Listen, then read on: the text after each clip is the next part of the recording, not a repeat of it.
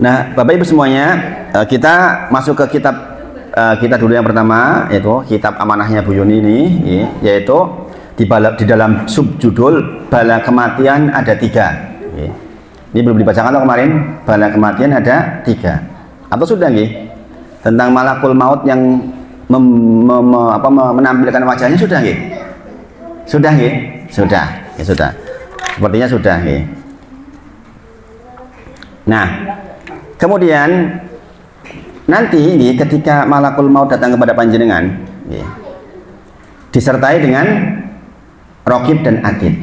Sebenarnya Raqib dan Atid itu bukan nama, itu sebenarnya sifat malaikat. Raqib itu selalu mengawasi, Atid itu maksudnya selalu hadir sebenarnya. Tapi kita sudah terlanjur memberi nama Raqib kali Atid, kita nggak masalah itu. Saya kira nggak masalah. Ya. Nanti ketika jenengan mau sedo, di samping malakul maut datang, juga nanti di kanan kirinya ada Raqib dan Atid, atau lebih tepatnya malaikat pencatat amal panjenengan. Jadi jenengan akan melihat nanti itu. Nah, coba jenengan perhatikan betul. Mudah-mudahan ini bisa melembutkan hati panjenengan sehingga jenengan termasuk orang yang rajin ibadah, kemudian orang yang terjaga dari maksiat. Kata penulisnya, termasuk dalam hal ini adalah diperlihatkannya 2 malaikat pengirimnya. Wahai berkata, telah sampai riwayat kepada kami bahwa tiadalah si mayat itu mati sehingga tampak baginya 2 malaikat pencatat amalnya. Itu, makanya jenengan akan melihat nanti. Jadi jenengan sejauh mata memandang, jenengan akan melihat. Jadi kalau jenengan mendampingi orang sakaratul maut, dia sedang melihat malaikat. Jika, jangan perhatikan betul nih, jika ia seorang yang taat, ini panjangan termasuk yang ingkang taat, rajin ngaji, sholatnya rapi, sedekah rajin, pokoknya orang yang sabar lah. Maka 2 malaikat itu berkata kepadanya, kalau jenengan yang taat nih, semoga Allah membalas kebaikan kepadamu. Bismillahirrahmanirrahim. Semoga Allah memberikan balasan kebaikan kepadamu atas apa yang kamu lakukan kepada kami. Betapa engkau telah mendudukkan kami dalam majelis-majelis Al-Quran, dalam majelis-majelis kebaikan, dalam majelis-majelis yang penuh dengan rahmat Allah, dan mengantarkan amal soleh kepada kami untuk kami catat. Coba jangan perhatikan. Ini adalah sapi betul. Kita hidup di dunia, Bapak Ibu semuanya, akan bisa rapih mengerjakan sesuatu kalau ada yang mengawasi, ya enggak? Jujur. Ini harus ngawasi, kita ya rodo-rodo lebih apik, gitu. Tapi kadang-kadang kalau kita nggak diawasi, kadang-kadang ya kurang maksimal, ya kan? Andai kita tahu bahwa kita sedang membuat laporan, untuk bos kita di depan kita nulis, kira-kira rapi nggak tulisannya? Rapi mesti, rapi. Ketahuilah ibu-ibu, bapak-bapak semuanya, jenengan itu sesungguhnya sedang dicatat langsung tuh. Ketika jenengan ngomong itu dicatat. Ibnu Abbas mengatakan setiap kalimat yang jenengan keluarkan itu dicatat oleh malaikat. Bayangin, sebagian ada pendapat yang mengatakan yang terkait dengan ibadah saja, tapi secara umum kalau kita lihat dalilnya itu dicatat seluruhnya. Jadi malaikat yang 2 itu, kalau jenengan orang taat itu mendoakan, ya Allah berikan balasan kebaikan kepada orang ini disebabkan karena orang ini memperlakukan kami dengan baik. Maksudnya pripun? Kalau jenengan, coba jenengan sekarang, jenengan dipasrai ken ngawasi tiang. Karena jenengan budi, jenengan ngawasi kayu sama bos digaji, jenengan digaji. Pokoknya jenengan tak bayari 5 juta sesasi, tugasnya jenengan nyatet mau kayak ditut kayak. Kemudian jenengan disuruh mencatat orang naudzubillah sedang berzina, jenengan jengkel orang. Kudu ndelok, kudu nyatet, jengkel buat jenengan. Bayangin. Malaikat yang 2 itu pencatat itu nyatet apapun yang dilakukan. Di sini dikatakan sungguh beruntung engkau karena engkau antarkan kami ke majelis-majelis Al-Quran. Seperti sekarang ini, mereka bahagia banget, mereka duduk melihat jenengan, mencatat, oh si fulan sedang ngaji, mereka bahagia. Ini senyum-senyum saya yakin ini. Makanya mendoakan nanti ketika menjelang sakaratul maut, ya Allah mohon kepadamu balaslah kebaikan orang ini karena buah perlakuan yang bersangkutan kepada kami. Maksudnya memperlakukan, mengantarkan kepada kami amal soleh sehingga bahagia. Sekali pahami? Nah, jenengan sebagai manusia saja nyatet sing nek wegah to. Yo pegel nek kon nyatet ndolake wong pecicirane pol-pol anjelahi men to. Ngene apa iki? Sadar Bapak Ibu semuanya, kita itu ada terus, nggak pernah nggak ada. Jenengan duduk, jenengan kemana-mana, jenengan diperhatikan betul tuh oleh dua malaikat itu, yang nanti akan terlihat oleh jenengan ketika jenengan sakaratul maut. Kemudian dia berdoa, kalau jenengan orang taat, ya Allah berikan balasan kebaikan kepada orang ini karena dia telah baik kepada kami, yaitu dengan mengantarkan kepada kami kepada majelis-majelis yang baik. Paham Bapak Ibu? Yeah. Nah sekarang, dan jika seorang yang didatangi, yang mau mati ini adalah orang yang fasik, orang yang buruk, orang yang gak nimbang-nimbang, kalau apa-apa itu, baik ngomong yang ngomong ceplos ya orang urusan, ngelarani ngomong ya ben orang urusan, misalnya begitu, hibah ya hibah ben wae, sholat kiri ya ben wae.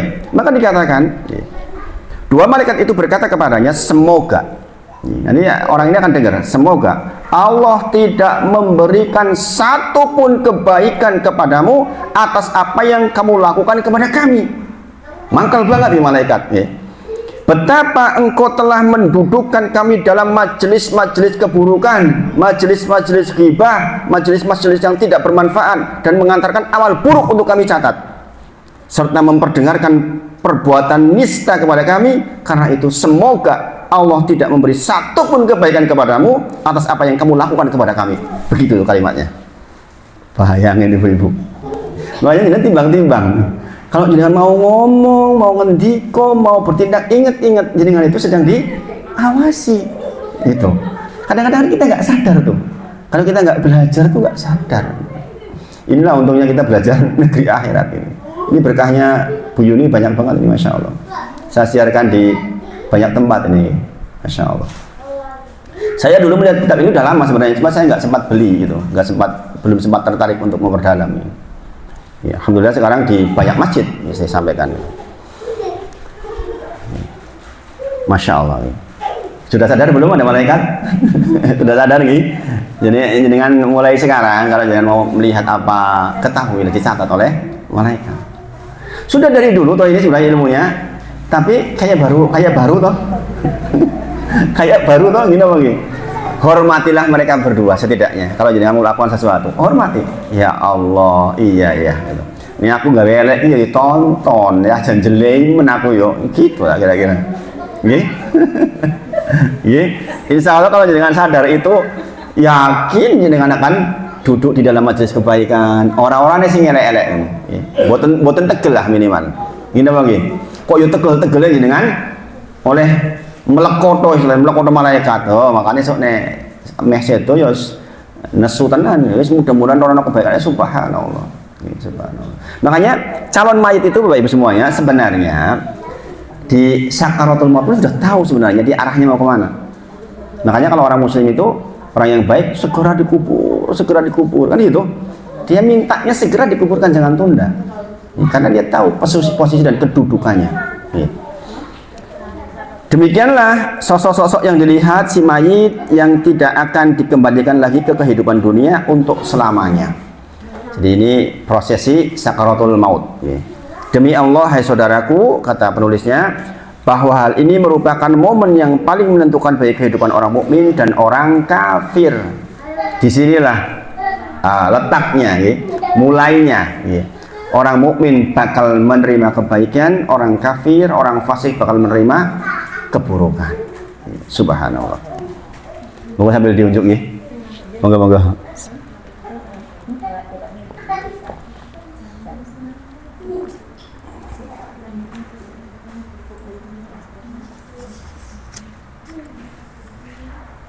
Jadi di sini ditulis di dalam kitab ini, wahai sekalian manusia, bertanyalah pada diri sendiri, kira-kira kita akan mendapatkan seruan yang mana di antara dua tadi itu loh.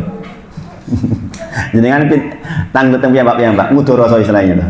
Takon dewi jawab dewi, aku ki pantasnya untuk sing ndi yo. Kita sing doa insyaallah. Misalnya begitu. Itu jadi sangat ukur. lah iki sesasi iki kita elek terus iki bakalan nikmati saiki tidak kuning ini iki medeni to. Gitu. Nah, kita bisa bertanya, makanya di sini dikatakan coba jenengan meraba-raba diri sendiri kemudian bertanya, saya termasuk yang akan mendapatkan yang mana? Ya. Kita nggak tahu gitu dicabutnya kapan, makanya baik teruslah mendingan. Ini ngomong gitu. Wis mending apik wis aman wis. Gitu. Nimbang pas elek mati. Subhanallah. Apabila seruan pertama yang memanggilmu, hai jiwa yang tenang, keluarlah menuju ampunan dari ridho Allah. Nanti ujungnya begitu. Kalau seruan pertama tadi kita didoakan malaikat, maka kita dikatakan, hai jiwa yang tenang, keluarlah menuju ampunan dari dan ridho Allah. Ampunan dan ridho Allah. Ini dikatakan, gitu saya pernah menyampaikan, kalau jenengan mau meninggal itu harus mengedepankan roja namanya. Roja itu apa? Ngarep-arep, harapan. Jadi mengedepankan harapan, menjauhkan rasa takut. Jadi enten khauf, enten roja. Khauf niku wedi banget. Nek roja niku ngarep-arep banget. Niki nek dalam kondisi sehat, jenengan harus takutnya yang dikedepankan. Paham nggih? Nek sehat yang dibesarkan khaufnya, takutnya. Sebab menapa nek jenengan sehat ora kelingan. Gitu, gitu. Tapi dalam kondisi jenengan sudah kayaknya mau meninggal, rojak yang dikedepankan. Ya Allah, meskipun saya begini, ya Allah diampuni ya Allah. Walaupun saya mungkin banyak dosanya, ya Allah diampuni ya Allah. Begitu, ya, begitu. Maka dikatakan nanti kalau jenengan termasuk yang menghadirkan dua-duanya ini, dikatakan hai jiwa yang tenang, keluarlah menuju ampunan dan rahmat Allah dan ridho Allah Subhanahu wa taala. Namun apabila seruan kedua yang memanggilmu, sebagaimana tadi disebutkan, maka kita berlindung kepada Allah dari hal yang demikian. Dikatakan hai jiwa yang kotor gitu. Keluarlah menuju kemurkaan dan kemarahan Allah. Maka hal itu merupakan kerugian terhebat yang tiada pembandingnya di dunia, yaitu ancaman dan siksa yang tiada berkesudahan. Subhanallah, mendingin sabar saya ibu bapak ibu. Sebab teman-teman itu tiada berkesudahan, alias dalam bahasa Al-Quran hum fiha khalidun, lawas mending secara koso saya ketimbang sesuk gitu. Saya tadi karena orang tuh kebanyakan nggak suka yang carry pengen sing cash gitu. Halah nih orang bayar saya mohon sholat harus disugi ngono gelem. Sholat minimumnya pahala wembuh kapan? Ini masalah. Ini masalah ya. Makanya sering saya katakan toh, kalau masjid menyediakan setiap mangkat 1.000 teneh kebak. Mangkat kabeh. Bahwa guys penting mangkat. 10.000 mangkat. Gitu.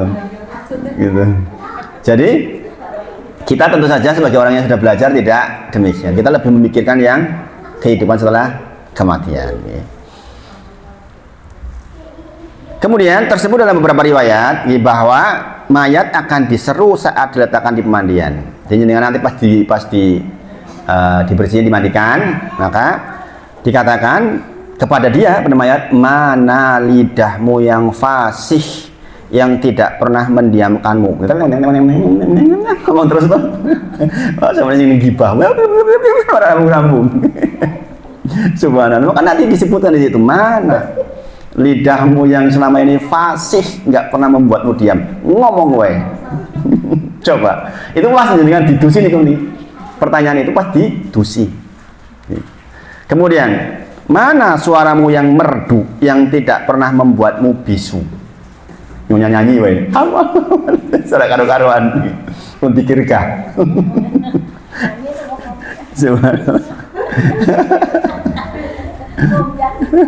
Ngombyang. Kemudian dikatakan mana bau wangimu yang tidak pernah membuatmu berbau busuk. Gitu, kita di dunia Arab kondangan serot sama wangi tinggi orang. Dan mana bau wangimu yang tidak pernah membuatmu berbau busuk? Mana gerakanmu yang tidak pernah menghentikanmu? Kita bergerak selama hidup. Mana hartamu yang banyak yang tidak pernah membuatmu fakir, sugih bantu arah? cukup terus tahu fakir. Mana sekarang? Itu pas di pemandian itu.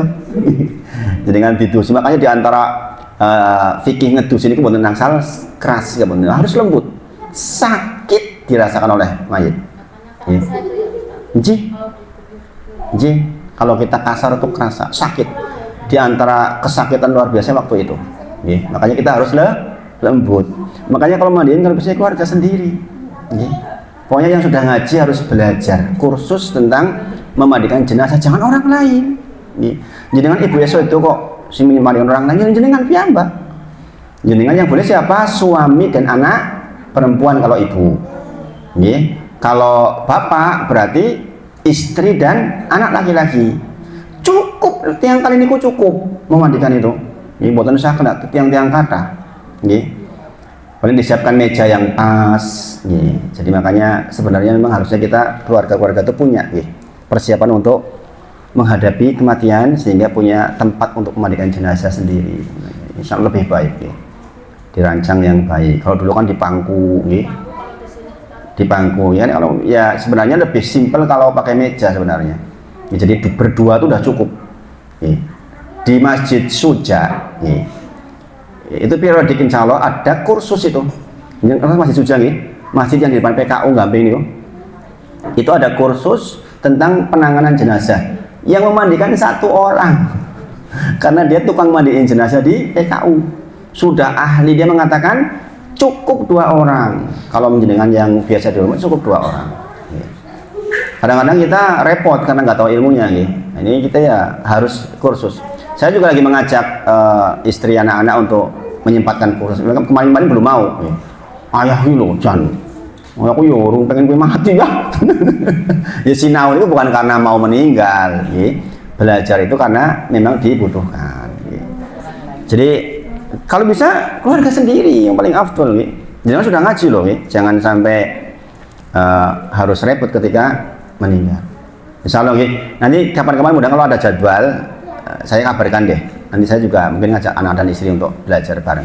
Kemarin jamaah di salah satu masjid yang ngaji bareng saya udah selesai kemarin satu periode. Kalau nggak salah 3 kali pertemuan apa mudah-mudahan Kemudian celaka bagimu sekiranya kamu adalah pelaku kemaksiatan, dan kabar gembira bagimu sekiranya kamu adalah orang yang taat kepada Allah Subhanahu wa taala.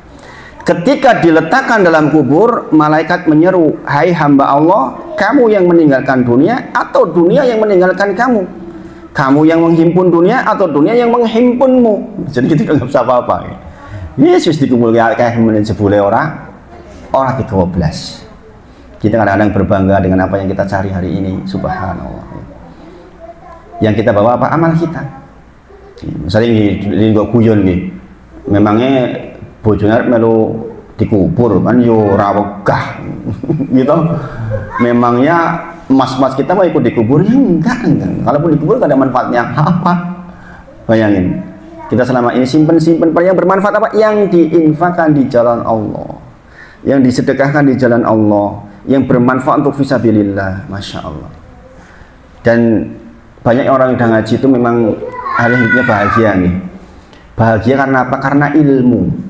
Karena ilmu, bukan karena fasilitasnya penuh, bukan. Jadi kan harus ingat ini bahwa orang bahagia itu memang dibahagiakan oleh Allah. Semua orang yang rajin sedekah mengatakan saya sangat bahagia, itu begitu itu.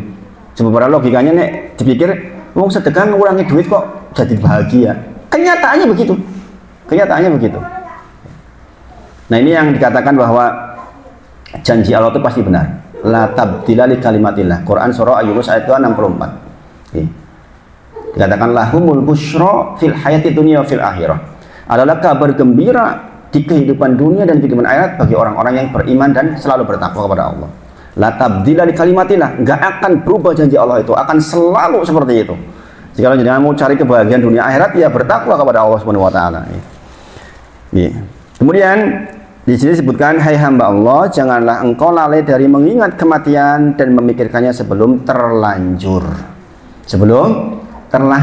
Kau mau loh ditakon ini kuwi asrekosop banget.